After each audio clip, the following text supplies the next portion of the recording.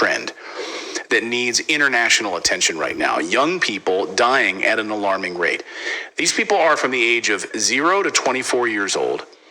Which is an unacceptably broad group of people, because someone who dies at 6 months is very different than someone who dies at 23. Right, someone who so can't the feed government themselves. so whoever is doing this research is purposely keeping those categories overly broad. Yeah, it's really troubling, and we don't have enough data on it. I mean, this is the problem. We have certain data points about these deaths, but we don't have any sort of large international look at why this is happening. So new numbers out of the United States shows a total of about 17,000 excess deaths.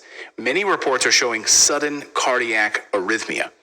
Children who are fine one moment, doing just fine, and then the next minute just dropping dead.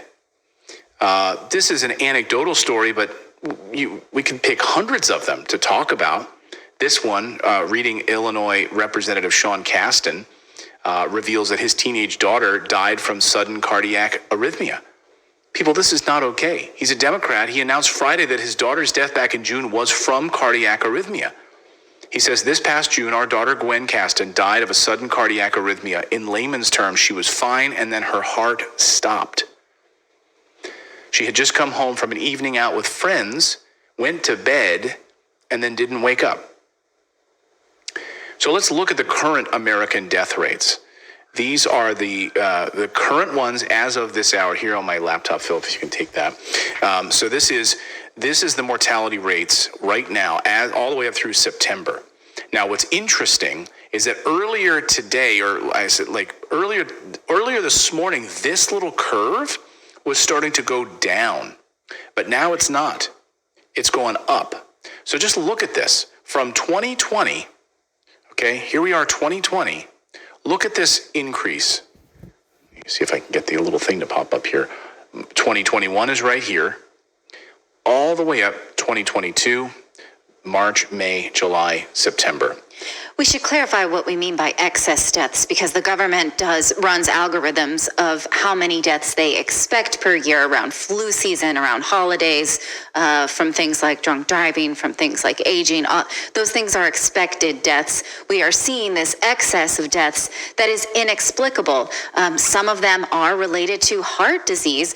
Many of them are related to cancer. And this is being duplicated in all throughout Europe, in the United Kingdom, and in the United States. And again, we're getting these groups of people that we can't really extrapolate much from why would a healthy teenager die versus why would a healthy child die versus why would a healthy middle-aged person die. We just don't get the data. We were warned that there would be a cancer spike in both cancers and deaths, because during the pandemic there was so little cancer screening. So many what we called non-essential doctor's appointments for routine screenings were canceled or put off for too long. This is this a natural result of the fact that all of a sudden all these cancers caught up and people caught them too late?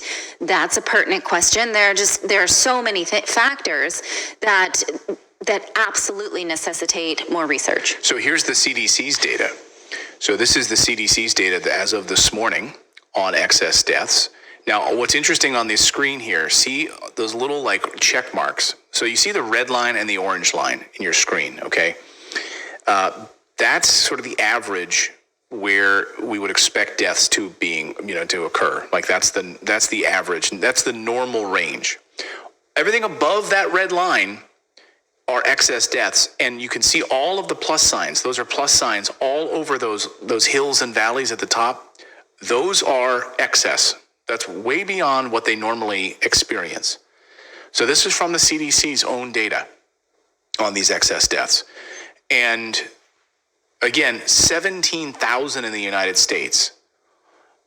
On a daily basis, or when we get the data in the UK, it's actually worse. The data is not as up to date as it is in the United States.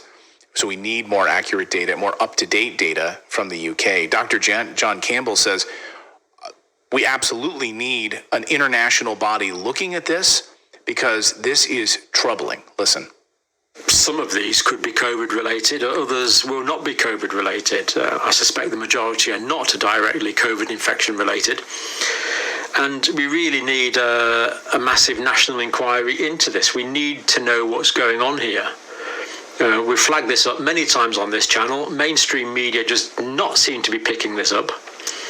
But I find it personally quite alarming, the lack of interest in this in mainstream media. And by the academic and scientific and government community just astounds me. Yet the data is here. We're talking about life and death of many, many people here. These excess deaths are a real phenomena.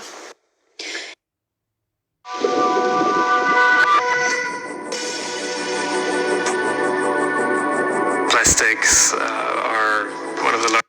Now, we see those of you in the chat saying, well, were these people vaccinated? That's a good question. That is maybe the question, but none of this data is parsed out that way. Nobody seems willing to look into that. It's not even an option to ask that question, and absolutely it should be. So, well, I would be curious to take, first of all, I'm surprised they're not, calling this the Putin death hike.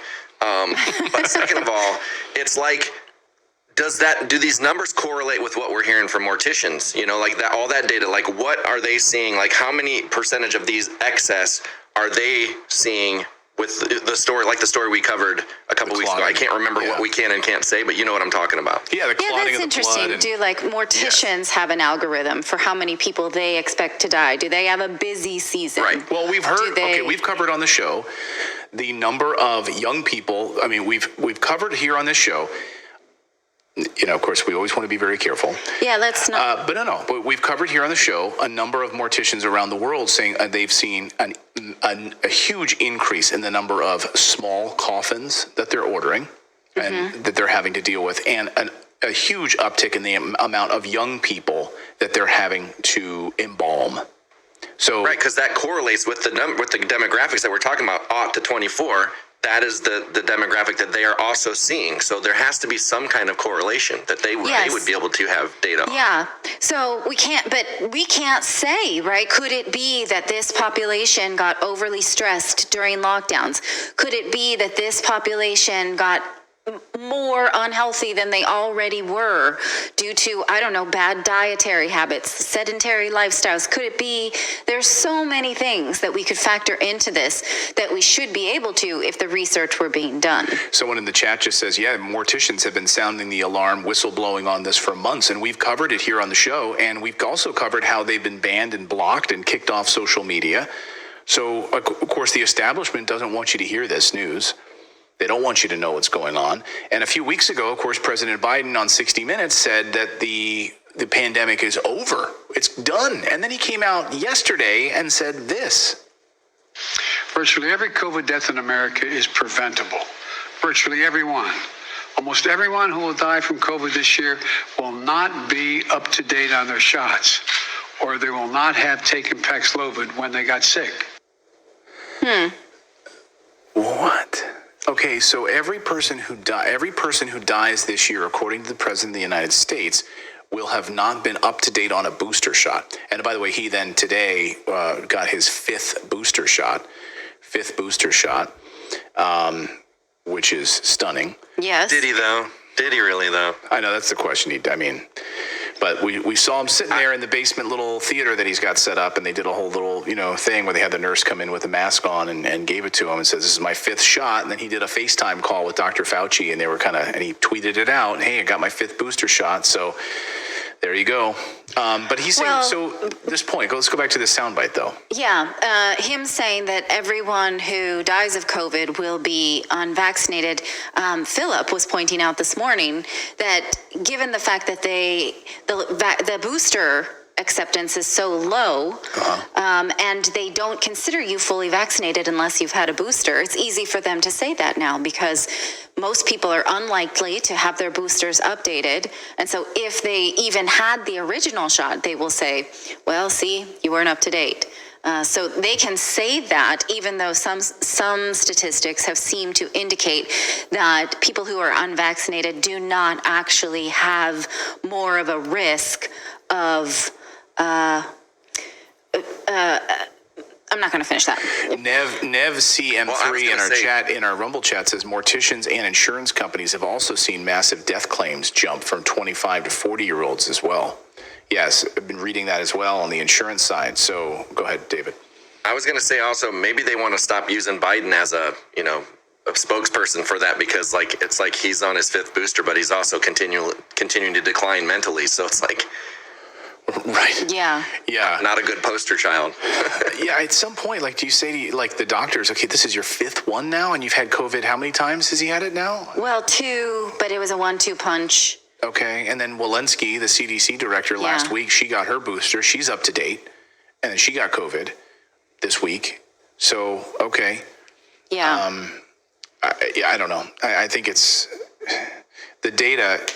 We need an international body to come together and look at all of this data and really do a thorough analysis of it and give us an honest answer. We're starting to see at least some revelations appearing, at least on the CDC's website, right? We're starting to see that, well, the CDC is starting to update data about myocarditis and other things.